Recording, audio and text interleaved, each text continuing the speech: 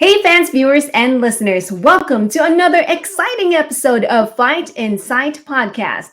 I'm your co-host for today, Raine Cruz, also known as Ringside Raine, ring announcer for Up Next Fighting. And with me as always is Timmy B. Today, we will speak with the BKFC owner and founder, David Feldman. Plus, we will talk about UFC doing fight nights outside of the Apex. And will you fight your friend? I know I will fight Tim. All that and more. So, Tim, hit it! Ladies and gentlemen, welcome to the Fight Inside Podcast. Our guest today is one of the most successful men in all of combat sports. He has grown his organization into a world leader. And with the recent addition of Conor McGregor as part owner, they're taking it to the moon, baby. As founder and owner of BKFC, he has produced homegrown stars, marquee events, and he's made fans across the globe. I always tell you guys how much I love BKFC. Raine, it is time to knuckle up, toe the line, bring this man in. Please welcome BKFC owner and founder, David Feldman. Good job. Oh, Mr. David Feldman, how are you? I'm great. How are you guys?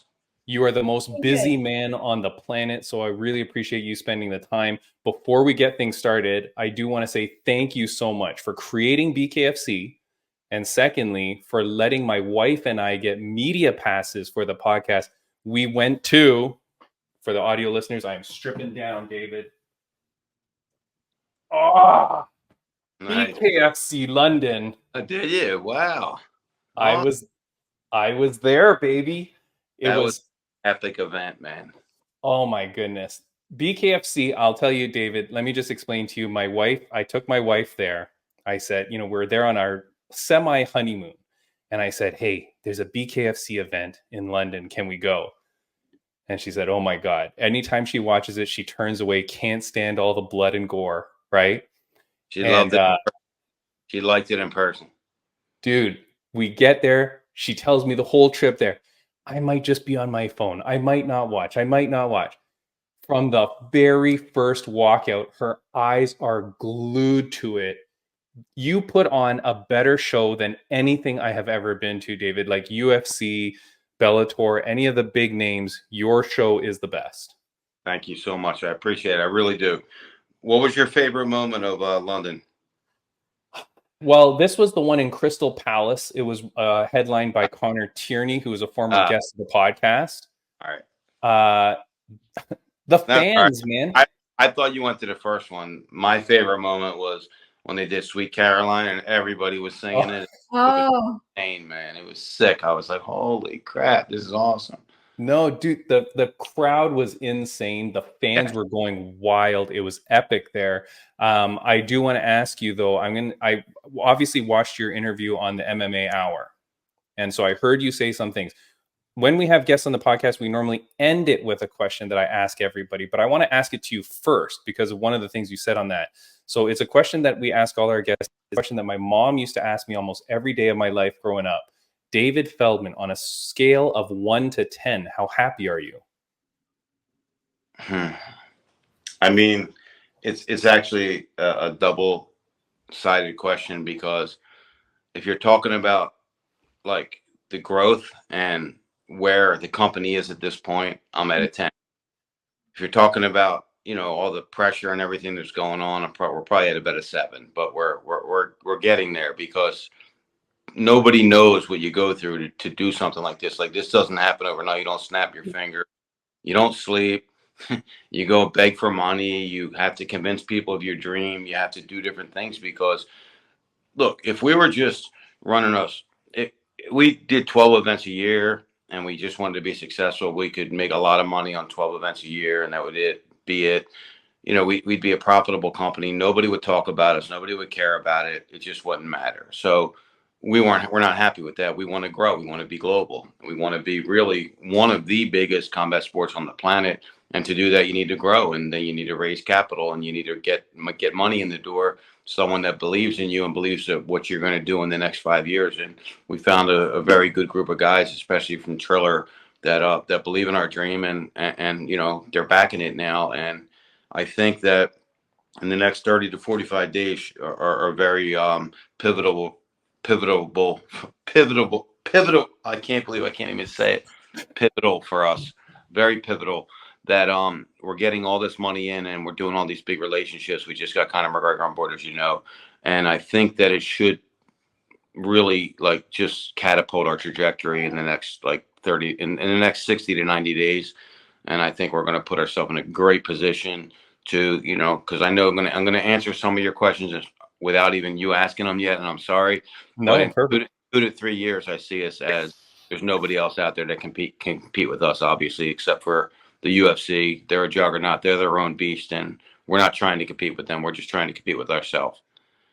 No, it's perfect. And yeah, you did answer some of my questions already, which is perfect. But here's the thing though, David, I heard you say that, you know, you're not like top 1, 2. I think you are number 2. Like, you know, and no disrespect, of course, because like you said, UFC is a huge beast. But I mean, you have really positioned yourself so well. Like I said in the intro, you've created homegrown stars, right? Jad Masson Wong, Juggernaut, Taylor Starling, Britton Hart, David Diaz on the last event. David Diaz, dude, that guy is crazy. You've created such stars, such homegrown people that like bleed BKFC. You know what I Sure. mean? Yep. You should be so proud of yourself. You're the only organization doing that. You can have other MMA organizations, but the people move from place to place, you know, and we always say like, oh, well, we want to see that guy in UFC. BKFC, I want to see him in BKFC. That's the only place to go. 100%. I agree, and thank you for that. And listen, I kind of agree with you in a way, but I'm not the one that just. I don't need to talk about where we are, you know, amongst everybody. It doesn't matter where's BKFC amongst what we're doing, and I think it's out of control, the growth. It's unbelievable. So that's what I just want to focus on, and where are we going next? Doesn't really mean who we're going to surpass, or if someone would rather invest in us, or we're bigger than that guy. It doesn't really matter. I mean, the investment kind of matters, but everything else doesn't really matter. It's all gonna, you know, it's all gonna come out in the wash, right? Right. Everything's gonna come out in the wash, and at the end of the day, you know, everybody's gonna see great products, and they're gonna see products that are touting themselves to be great that aren't the greatest. No, definitely. Can you explain to me what is it that you guys have done that is so fantastic? Because frankly, we see PFL faltering. Like in my opinion, they're doing really badly. Bellator obviously fell off. Even ONE FC, they're talking about the potential that all their investors are backing out now after year of record losses. But BKFC seems to be this strong, stalwart company that's just grinding and moving forward, driving its own lane. Why are you so successful when these other organizations can't seem to figure it out? I think there's a lot of reasons, but it's basically one word, and it's relatability. Mm. It's that our fighters are relatable to people. Our sport is the most relatable, really, probably sport in the world. Because let me ask you a question. You might know it now because you follow MMA, and I say this a lot. So if you go around a room and you ask people, do you know what this chokehold is, or this knee bar, or do you know what this is? No, they don't. If you ask anybody, any age, any creed, any color, if you ask them what a bare knuckle punch is, they all know it. Mm. They've through one, they've either been hit with one, they've watched someone do it, they've watched someone get hit with one, they can relate to it, they can understand. And it's so raw and pure that they can almost picture themselves, hey, I wonder if I could have done this, you know, if I would have started training when I was younger. And that allows them to really back this sport. And because they can get behind it because they understand it, right? They really get it, they understand it, and they can get behind it. Look, I think the big, you know, red flag of bad perception that we had, it's not gone yet, but it's 90% gone. I mean, at the beginning, nobody, oh God, no way. I said, listen, just watch it. You watch it, game over. You like it. Look what you told me with your wife, right? I mean, right there. Yeah. And that's what happens. And the crazy thing about women is, we started out, for the first like year and a half, we were 4% women viewers. We're at 28% women viewers now. 28%. Crazy, but I mean, that shows you how relatable it is. It's relatable to anybody. I will say what also doesn't hurt is that some of your fighters are very good looking. Like you have very good looking women. But David, there was one part where my wife was watching. She's going to kill me. But we were sitting, you gave us very nice seats for the media. And then we're watching all the fights and these big burly guys, like dudes that are bare knuckle fighters, And then all of a sudden I'm looking at the ring. I'm watching Mr. Worldwide do his thing. And I hear my wife go, "Oh my." And the next guy that walks down the ring was just jacked, look great. It was Chaz Wasserman from South Africa. And you get these like guys that are just total pictures of BKFC, but like they're not what you expect. You know what I mean? They're not all just grizzly dudes. Like some of these guys are true athletes just competing in the rawest sport possible. 100%, man. No, I agree with that 100%. I mean, that doesn't hurt at all. Absolutely. Yeah, definitely. And let me say too, very underrated. And like I said, I'm commentating for an organization now in Atlantic Canada, Fight League Atlantic. But boy, oh boy, your commentary team, I have to say, is probably the best in any pro organization. Chris Lytle and oh my goodness, Sean Wheelock. Those voices are now iconic and synonymous with BKFC. How happy are you with those two guys? And it's great. I mean, look, if you don't know Sean Wheelock, he's a consummate professional. Mm-hmm. He actually was one of the guys really responsible for getting me legal for my first event. So I'll never forget Sean Wheelock ever. He's really done some things about opening up some other states, and just the professionalism of him preparing for these fights is second to none. And Chris Lytle, the great thing about him is he did boxing, he did MMA, and he did bare knuckle. So he fought in all three sports. So if you talk about a knowledgeable guy that can describe what it's like to be in there and the differences of being in there from other sports, there's nobody else in the world better than him. So I think those two together are such a great package. And I think we have a tremendous commentary team as well. Now we're going to add somebody to it. We also have Cyrus Fees doing the interviews and stuff like that and hosting it. And he's just really, really phenomenal. But we're going to add somebody else to it just to get some crowd interviews and just get the fans involved a little more as well. I think that's very important for our growth. Again, relatability, right? We just want everybody to relate to this. Yeah, definitely. Now, I'd be remiss if I didn't talk, of course, about Conor McGregor on the MMA Hour. And I don't mean to be disrespectful, but you gave some fluff words. You said, "Oh, he's going to move the needle. He's going to what?" Raine and I have argued this ever since Conor McGregor stepped on that scene. What exactly can he do or will he do? Like, I mean, he's been trying to promote fights. He's been trying to book people and encourage them to bare knuckle fight on Twitter or on X. What exactly can he do for the organization aside from just bring, eyes to the organization? But I mean, I'm going to tell you, but I mean, what you just said in the latter part of that question was probably the most important. Eyes. We need, need more eyeballs, and that's all we need. And who can do it better than Conor McGregor? Nobody. Can he? The thing is nobody can sell this product better than me. Nobody can. I can sell it because I love it. I'm passionate about it. But if I want to talk to this guy who's the president of, let's just say, just shoot it out there for an example, CBS, right? He's not going to answer my phone call. Conor McGregor calls, he's going to answer his phone call. And then it saves me a lot of time. He's influential. People want to talk to him. Now, even go one step further. If I'm telling you how exciting this sport is and how great it is and the growth, you're going to listen and you're going to get excited because I do excite people when I sell it.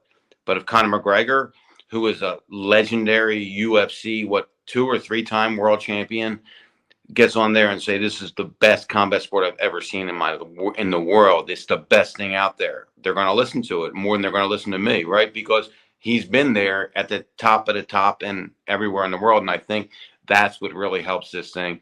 Just he's in the position where he doesn't have to wait for a return phone call, right? They answer. And I think there's just so many different things about when I said moving the needle, that a lot of different things he can touch that's going to move the needle.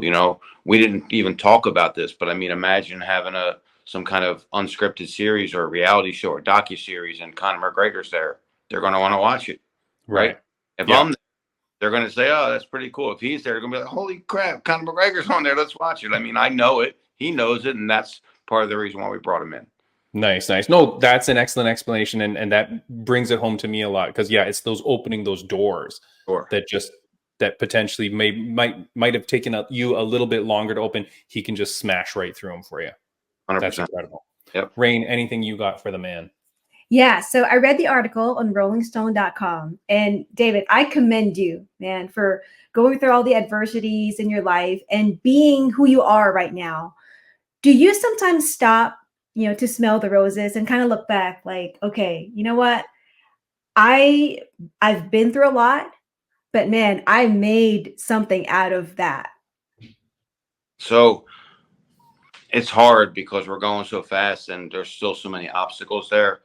But Mhm. personally, I do. I mean, I mentioned therapy in there in that article, and I'm most proud of that. I'm most proud that this tough guy here that boxed professionally and grew up in the life that he did could find a way to make himself better. And I think that was the most important part of this whole journey. And like, I'm a completely different person than I was 3 years ago. And I'm so happy about that. And that allows me to really keep driving and be a driving force behind this thing. Because if I didn't make the changes I needed to make, I probably wouldn't be here today. I wouldn't be able to be here today. But because of that, it made my marriage so much stronger and better. It made my, just my everyday existence so much better. And when I stop, every once in a while, I do this because my buddy told me to. Every once in a while, I Google my name, David Feldman, BKFC, and I look at all the things, and then I go, wow, holy crap, we really built this. Like, this is us, Rolling Stone. Like, when Uh-huh. when they called me, I was like, what? I told my wife, I'm like, babe, Rolling Stone wants to do a piece on me. Like, holy crap, right? Like, every one of those things really, like, I mean, I take it in the heart, man. I mean, you know, you have to work for everything that you get. You're not gifted anything. You can't take anything for granted. And I don't, man. I love it. I love every step that we're taking. And there's some very hard steps. And, sometimes we get knocked down and we just get back up and keep moving. But I do it for everybody, really, for me, but for the people that said, you know, this would never be anything. There's no way you can make it. You can't make it. You can't. And I was like, okay, watch this, right? And it's more, it literally works 80 hours, 90 hours a week for the same salary as they were making when they were supposed to work 40 hours a week. So it's for the guys that believed in me and had that no quit attitude. It's for all that. And I think we're gonna, you know, in like I said to you earlier, maybe 90, 120 days from now, be in a really great position to take care of everybody. And that means more to me than anything else that we're doing. Yeah, that's incredible. David, you really need to be proud of yourself. You need to take those moments to pause and to look at yourself and to realize all the good things you've done, because it's not just for you. It's not just for the sport. It's for all the young fighters out there, all the people searching for that goal. We have so many amateur and young professional fighters on this show, and more they are saying, I'm looking at BKFC. I want to go to BKFC. They see the show you put on, they see everything that you're doing. It's incredible. We're going to come back to Temecula on July 12th, and then we're going to go up north October, November, and put on an epic show there. Really, it could be one of our biggest shows we've ever done. Probably around the Sacramento, San Jose area. We're not sure exactly yet, but up in that area. Our experience with California was really second to none. It was unbelievable. It was unbelievable because I didn't think we would ever be sanctioned in California. I literally thought that was the last state that was going to sanction us, because of, again, perception of what they thought it was. And then when they learn what it really was and how we do our medicals and how we treat the fighters and how we, just do everything that we do, it was great. It was honestly one of my best experiences that I've had with the commission thus far. Yeah, that's incredible. I know we're so excited to see everything you do. And of course, like, you had your first event in Canada, headlined by former guest of the podcast, Jad Masson Wong, put on an incredible show. And Yep. there was a guy on the Prospect series on that card, Robert Desharnais, who we had him on as the podcast because he's just some kid in Calgary punching trees, dreaming of being a bare knuckle fighter. Never in a million years did I mean, I hoped, but I never thought he would do it. And there he is on frickin' BKFC Prospect Series and gets a knockout in the first round. David, you're making people's dreams come true, man. It is incredible. Congratulations to you. I want one more question I want to ask you. The TV deal is looking to come about. You're hoping for that. Shannon Knapp, the owner of Invicta, was on our podcast, and she talked about how important it is to have like a TV deal and like the kind of things that opens. Can you just explain to me why is that such a big deal? Because boy, do I love your BKFC app. I've been a subscriber the whole time. Why is the TV deal so huge? And listen, we're going to keep the app. Everything won't be on a TV deal. If we get a TV deal, we'll probably do a series of like 12 events there. But what it does is you don't have to pay to be on most of them anyway. You're not paying to be on them.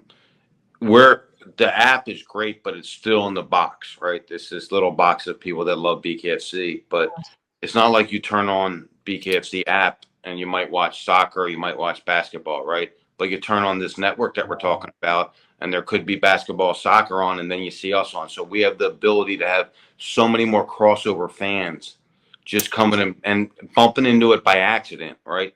And then also sponsors and advertisers. We just have the addressable market on a TV is way bigger than it is on the app. It's just there's more people watching TV, so that allows the price tag on the sponsorships to go up. I got it.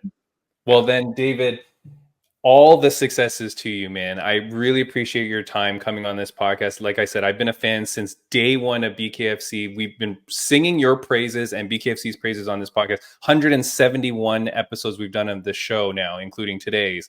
And dude, to cap it off with you on here is incredible. Thank you so much for joining the podcast.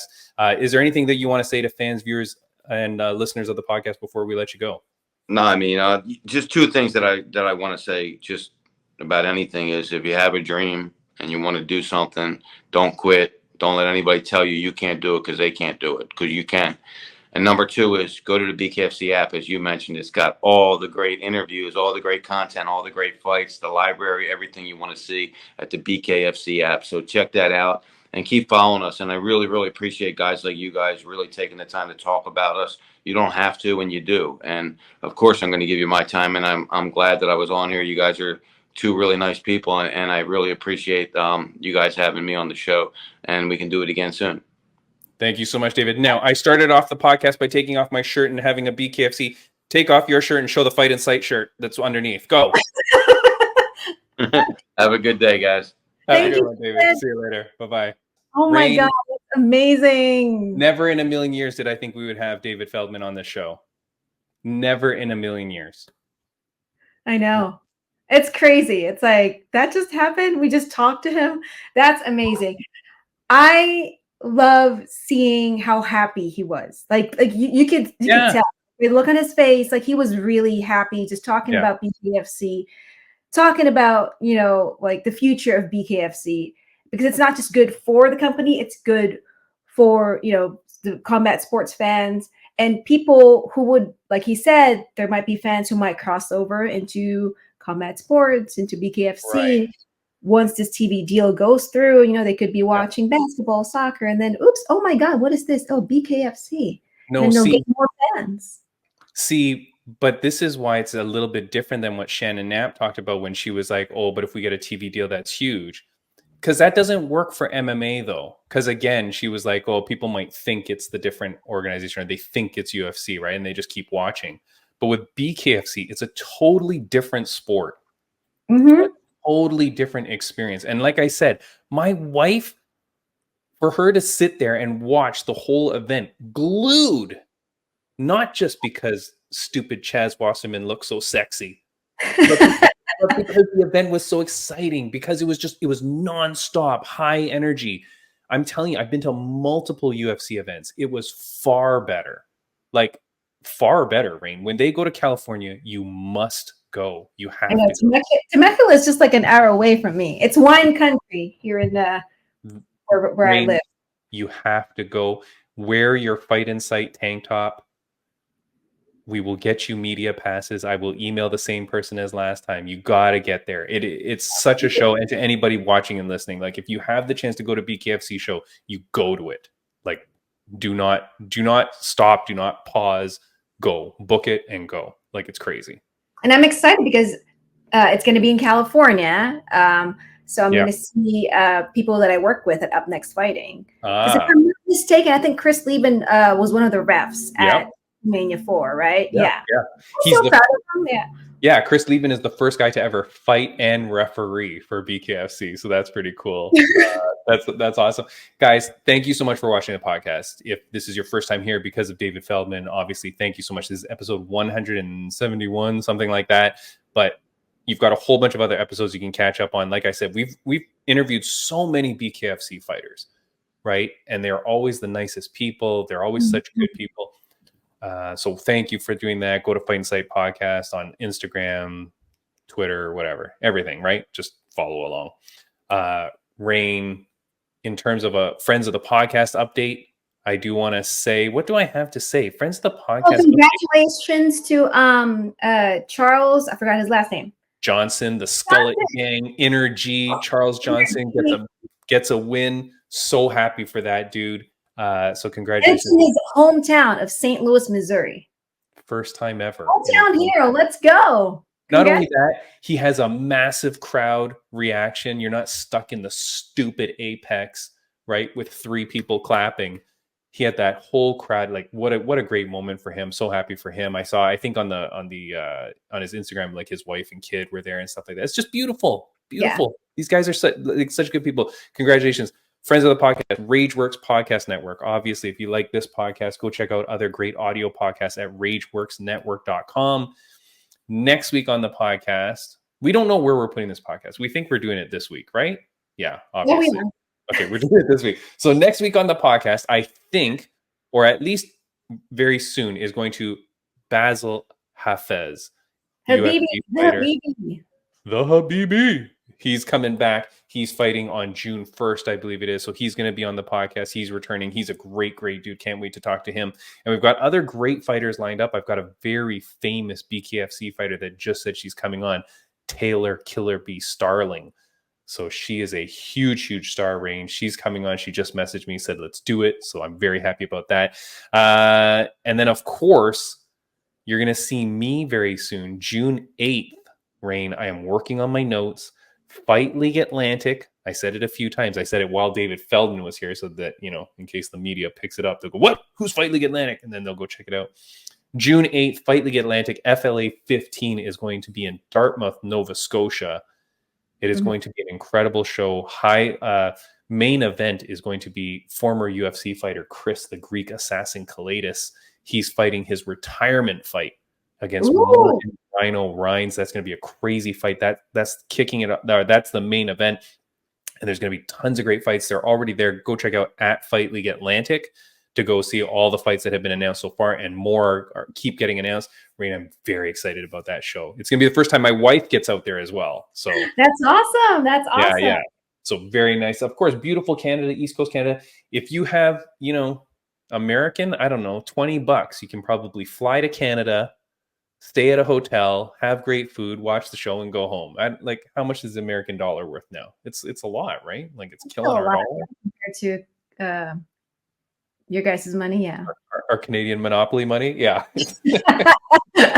Come check it out. But seriously, and if you have any questions or anything like that, message me. I'll help you figure out how to get to Dartmouth and where to book hotels and stuff like that. Like it's beautiful out there. Go check it out. So I want to see you guys at Fight League Atlantic 15 out on June 8th. So get out there. Raine, your next fighting is when? July 6th. It's going to be UNF 19 at Commerce Casino in Los Angeles, California. Tickets are now available, so please go to upnextfighting.com, and I will see you guys up. Yeah. Come to Nova Scotia, then go out to California, just tour the world wherever Raine and Timmy B go. Yeah. Raine, here's something that is funny. We'll talk about a few things that hit the news. One thing that I didn't like was on the MMA Hour, Darren Till came on, UFC fighter, former UFC fighter, whatever. And he's talking about wanting to fight Mike Perry in BKFC. And he goes, but I don't want to fight him in BKFC because I don't want to do bare knuckle. And he kind of made the comment, he's like, it's where a lot of fighters go when they're finished their careers. No, stupid. Bare knuckle. Like go to bare knuckle after you're done, right? Wait. Look, dum-dum. That's because BKFC was new. So these great fighters that have grown up, they had to wait till their contract was over they couldn't, right? Like you can't just switch over because they're locked in contracts. One of the things I was going to ask David Feldman is, it seems like a lot of UFC fighters are fighting out their contract nowadays. They fight out their contract and then they re-sign. Before, the UFC would always relock them in before they finish that last fight to kind of like keep them in there. I wonder if David Feldman is happy about that, because there's a lot of people that might start making the move over. Like if they see that the money is there with BKFC, if BKFC gets a television deal, I bet you there's a lot of UFC fighters, a lot of like heavy striking guys that might go, no, man, I'm going to finish this contract with UFC. And then I'm going to leverage it and get over to BKFC and start putting some more star power in there. Like, it's very interesting what might happen. Yeah. Yeah. And, you know, I mean, not just probably UFC fighters, but probably PFL fighters too, you know? Yeah, sure. Fine. Whatever. Yes. Well, there's going to be a lot of them when PFL goes bankrupt in a few months, right? But like, look, it's basically, there's just more opportunities for fighters, right? And I think it's good for the sport. It's good for the sport. There's different organizations they can go to. It's not like if I don't make it to UFC, you know, then that's it. I don't have anywhere else to go. No, there's other options. And it's not just like an option. It's like a really good option. Yeah, a viable option that there's money there, there's viewers there, there's eyes there, like you can become a star, you know, like you look at these BKFCs like Britton Hart, like, you know, like Mike Perry, who has reinvigorated his career after going to BKFC. He's shot up to where no one ever thought that Mike Perry could get to, but there he is now. So, I mean, congrats to him. Raine, we talk all the time about wanting the Apex to close up shop. I don't know. I actually don't mind it. I know you don't like it, Raine, or I know you don't mind it, but I hate it. But who cares, Raine? I have been beating the drum forever. # no more Apex. And finally, Dana White says this after St. Louis. We've got to get out of the Apex and start doing more events in all these cities. Dana White is quoted as saying that. Raine, can it be true? Can we start to see more local events in cities, at the very least across America? Look, we talked about this in an episode like months ago, right? And to me, I think it would be great. I mean, I didn't mind the Apex. However, for me, it will be nice to go to different cities. Where, and for example, for Charles Johnson, right? Yeah. He went to St. Louis. That's his hometown. It's like, God, you got this hometown kid, hometown hero, and then he ended up winning. That's like a big, you know, pop in the crowd. And also for me, it gives a chance to local fighters who probably felt like, okay, I'm never going to get a shot to, you know, be on a UFC card, blah, blah, blah. But I feel like if UFC starts going to different cities, there might be that opportunity where, and hey, even if I just make it to the prelims, man, as long as I get to fight in my hometown, home city for UFC, why not? Sign me up. Yeah. And the thing is too, is that maybe you would have got, you know, a prelim fight in the Apex, but guess what? My family and friends aren't all busting out to Vegas to go to the Apex. But if it's in a hometown, if it's in a city close by, people can make the trip. It just makes everything so much more engaged. And then the thing is, like we're talking about the TV bringing more eyes. Well, if there's an event on in your city and the tickets aren't ridiculous price, more people might go. You know what I mean? More people might go, then they become fans. My wife would never go to a BKFC event, but we get the ticket, we go, now she's a fan. Now she watches constantly, right? Like it just gets that engagement going with fans. So # no more Apex. Dana White has said he's thinking about it. I mean, that's at least the first step, Raine. Like once that nugget has gone into his brain, now we just see where that goes, right? But it plants in his brain. It takes root slowly, man. I mean, come on, go make some money. They already said that UFC 302 or whatever the one is with Conor McGregor. Did you hear how much they're making in ticket sales? Really, how much? $20 million. Is it 20 million? 30 million? Whatever the frig it is. Some ridiculous gargantuan amount. Some amount that I don't have. Wow. No. Not yet. But yeah, like, you know, crazy money they're making. with these events. And now, mind you, they're gouging you on tickets. But when you go to St. Louis, when you go for like normal fight nights and stuff like that, the ticket prices can't be that crazy. But look at what it gets you, right? The fans, the energy, everything. I swear the fights are better when they're not in the Apex. I swear. Honestly, for me, I've always wanted to check out fight nights at the Apex. It's just that for me, it's going to, just thinking about, okay, now I would have to travel to Las Vegas. It's $2,000 a ticket. It's a lot. So you're not paying. Are you paying $2,000 a ticket? No, but I've always wanted to go. But I still like a lot of money, not just for the ticket alone, but like to make it to Las Vegas. Because I'm not just gonna go to the Apex and then turn around and drive back home. It takes like 4 hours for me to get to Las Vegas if I'm driving. I mean, yes. But there's other things too, right? Like, I mean, if it is in other cities that you haven't normally gone to or you've never visited, that's an opportunity for you to check out the city as well. True. Right? So if you fly to St. Louis, now you can check out St. Louis. That's why you're coming out to Nova Scotia. That's why I've enjoyed doing my stuff with Fight League Atlantic. Go all over the East Coast and seeing all these cities that I would have never seen before. True. So, here's something I think we've talked about this idea before in the past on the podcast, but here's something that's funny between two UFC fighters. This is Michel Pereira, the guy that does the somersaults. Mm-hmm. He's quoted as saying, "I didn't agree to this fight with Roman Dolidze. He trains with me every day at the Performance Institute at Extreme Couture. He agreed to it, but I haven't. To me, it's not the moment to fight him. If he agreed to it, that's his problem. I was surprised he agreed to it, really. To me, in my head, he's a training partner, a friend. I see I'm not."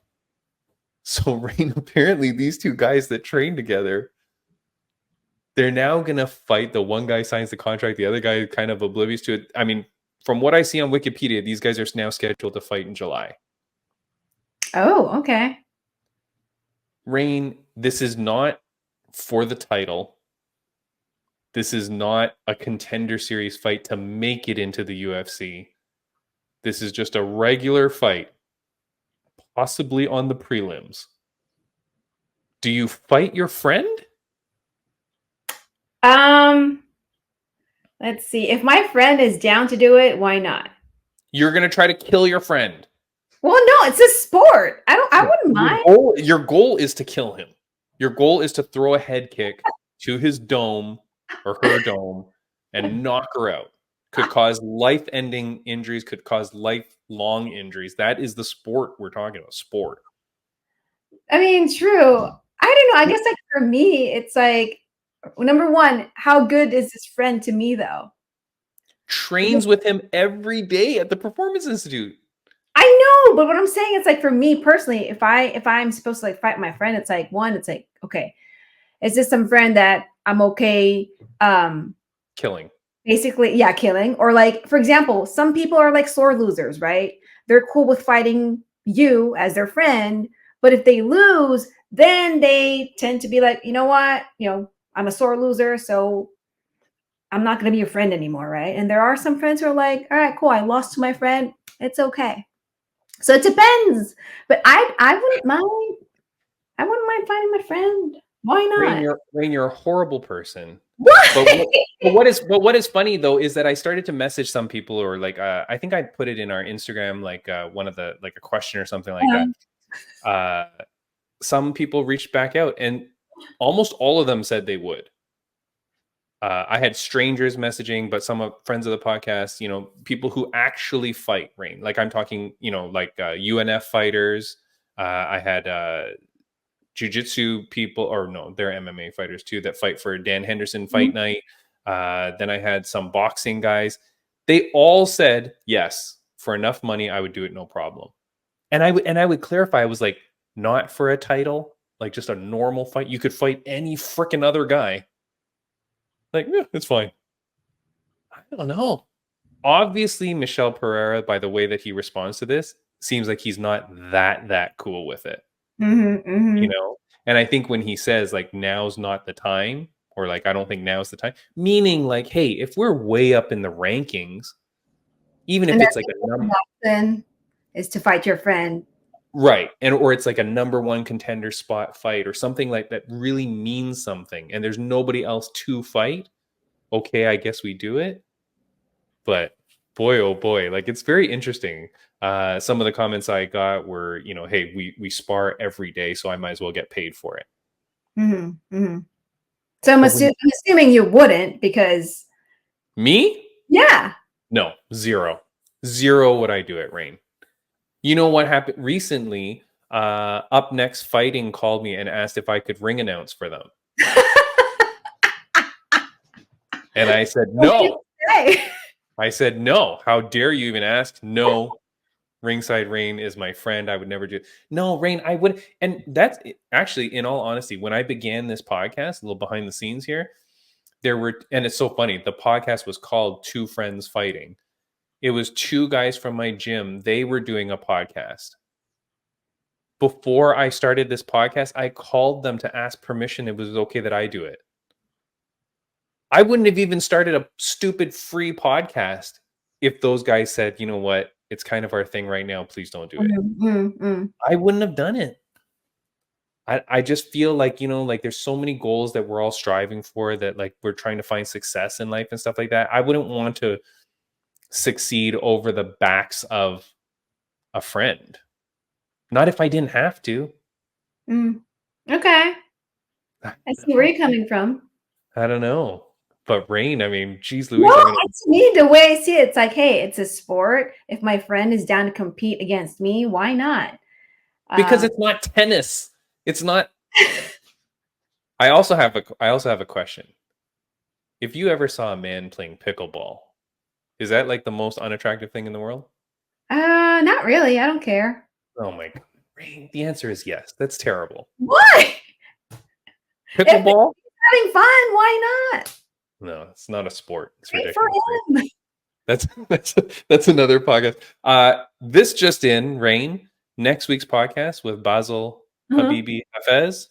We will also have FLA 15 Fight League Atlantic superstar Sam Raine. He's a young kid. I really like this guy. I've seen him compete before. He is a killer. He's out of Nova Scotia himself, so he's fighting, I think, in his hometown, maybe. Okay. But great kid. He will be on the podcast next week. This just in. I just got the message. So nice. Very excited. I mean, these people, Raine, salt of the earth. Like East Coast people, very good people. Not like the West Coast. West Coast people are terrible. Yeah, I'm in the West Coast, so. All right, what else here's something. Speaking about fighting friends, here's a video. This is 14 seconds long, so bear with me. And if you're on audio, it's a video from ONE FC. It was a couple weeks ago. They announced the next female atomweight title fight between Stamp Fairtex, my favorite female fighter of all time, versus Denise Zamboanga, a former guest of the podcast, Filipino. Raine, do you know her? No. Oh, okay. She's not my friend, so I'm going to fight her. Denise Zamboanga, friend of the podcast, amazing fighter herself. They're scheduled to fight for the title. Very exciting fight. But watch the standoff here between the two of them. Here we go. Oh, let me turn off. Well, you know what? I'm going to turn off this banner in case that screws things up.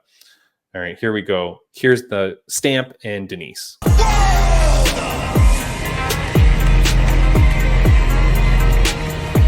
can't wait for this one. It is Stamp versus Denise Zamboanga.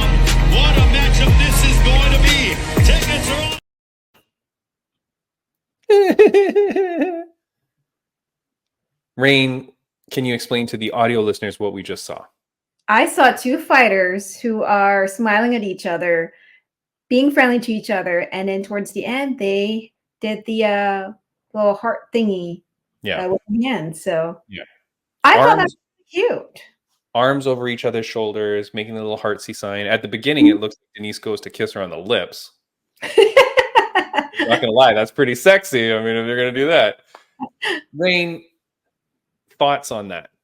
No, to me, I actually enjoyed watching that because for me, you know, there's always that side where some fighters, they feel like the approach should always be like, you know what, I'm going to kill you. I'm going to be aggressive towards you. Here's my fight stance. Here's my mean look, blah, blah, blah. Yeah. But, you know, when you see something like that, you know, two fighters, they're supposed to fight each other down the line, kill each other. And they're just friendly towards each other. I really respect that, because to me, it's like respecting your competition, being friendly towards your competition. At the end of the day, they both worked hard to be there, to earn that spot. So I love that. I love that interaction between the two of them. People will think we planned this. Why, I didn't like it or what? Every single topic we talk about, Raine, I love it because we are always on the opposite side. What's wrong with that? They were like, Raine, what's wrong with that? I don't want these two stupid people to be all friendly and hugging and kissing. I don't mind the kissing, but I don't want the stupid friendly crap between the two. Stamp is like a murderer. She freaking like destroys girls badly, right? I don't need them being friendly. I don't need in my brain. Already I worry that 1FC rigs their fights like freaking wild. I don't need any part of my brain thinking that these two girls are not going to go after each other 110%. I don't like it. I don't think it sells the fight well. Like these two girls, already 1FC is not super well known. I don't care that Shatri says like every single Thai person or Filipino person watches it. That doesn't count. Like, for this sport to grow, they need to create some drama, need to create excitement. And I don't know how you sell that. Like, I know it's lovely and I know it's respect, but there's a difference between being respectful martial artists and being like overly loving and buddy. And I do think they are actually friends. Like, I think that is the case. Okay. So that's why it plays well here on our thing. But yeah. I don't know. I love it. And honestly, for me now, I want to see the fight, because it's like, oh my God, this is not the usual two fighters staring at each other, being mean towards each other. Now it's like, oh my God, they're friends. And now I want to see them fight. I'm a horrible person. You're such a weirdo. I don't know, like just such a weirdo. I know, but remember with what Mark Bowden told us last week.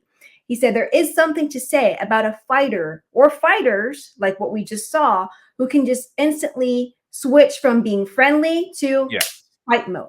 So there is something to say about that. Yeah, I guess.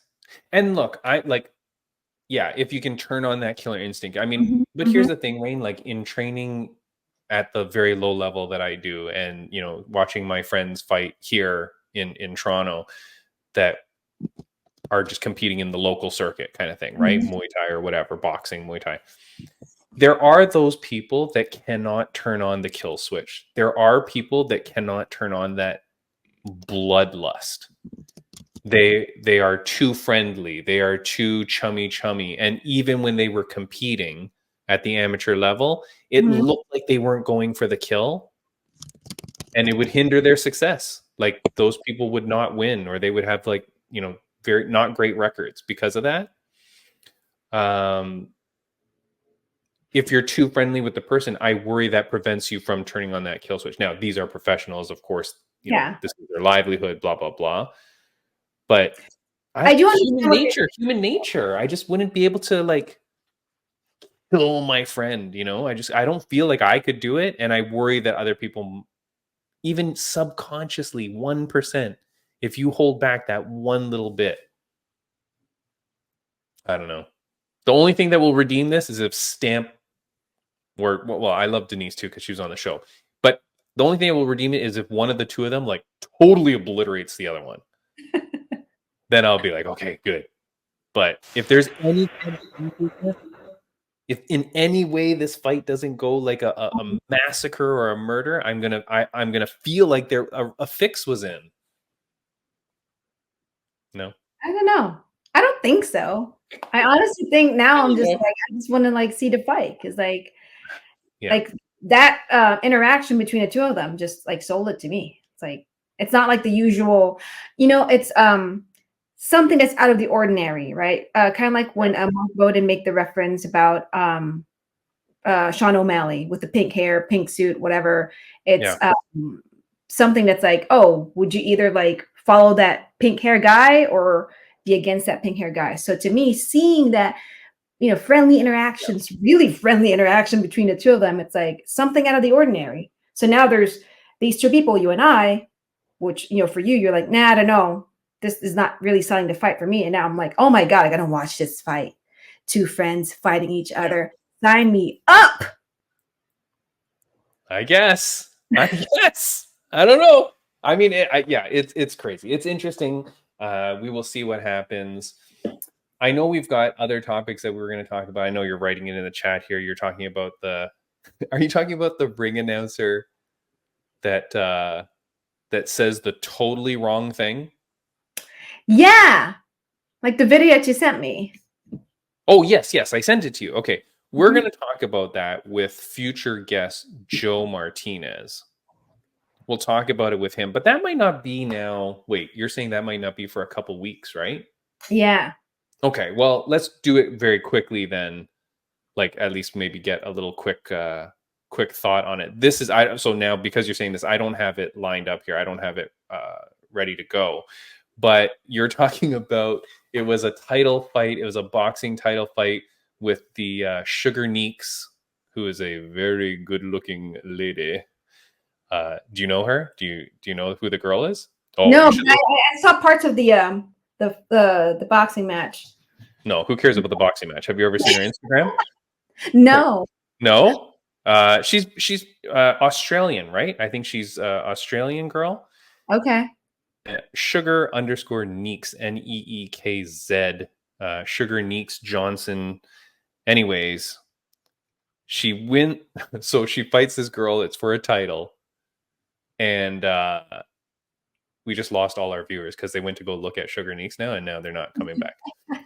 So they box.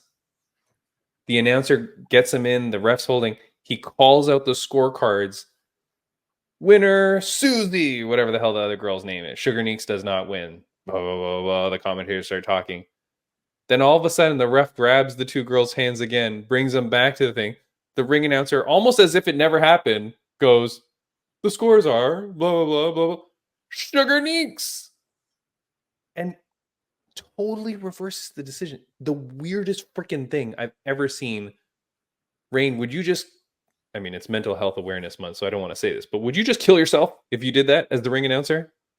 I mean, mistakes Your career is over. I mean, no. I mean, for me, it's like, hey, we're all humans. Mistakes happen. I mean, hey, I think 2 weeks ago at one of the UFC events, I mean, Bruce announced the wrong winner. And then like the guy looks at him and he's like, oh yeah, wait, this is your name. So it's like, it does. Wait, what? Yeah. At, God, I think it was at UFC 301, I believe. It was like 2 UFC pay-per-views ago. He said the wrong guy's name. The wrong guy's name when he was announcing the winner. But like, I think the winner was like via submission or TKO. I can't remember. I have to look it up. Oh, okay. Well, sure. So, okay. But I mean, we all know who won because the guy got submitted. I believe so. I might be wrong. But all I'm saying is that stuff like this happen, right? And the thing about us ring announcers is that when we say something wrong, the problem is we have a hot mic. So everyone will hear that we said something wrong. So for me, you know, it does happen, unfortunately. Kind of like what Chris Lieben told us before, you know, if you've been doing this for a long time, or even if you just started doing this, right, there will be accidents at some point. And unfortunately, this one happened to, I don't even know the name of this ring announcer. No, I don't know who did it either. I don't know the name of the guy that made the mistake. Yeah, I mean, yeah. Crazy. But you know, it's like sometimes for me personally, you know, you got people telling you in your ear, like, okay, like, where's Raine? Okay, like, we gotta, like, you know, like they normally wait for you anyway, but it's like you want to get the information right away so that we can get back in the cage, get back in the ring, and then tell everyone.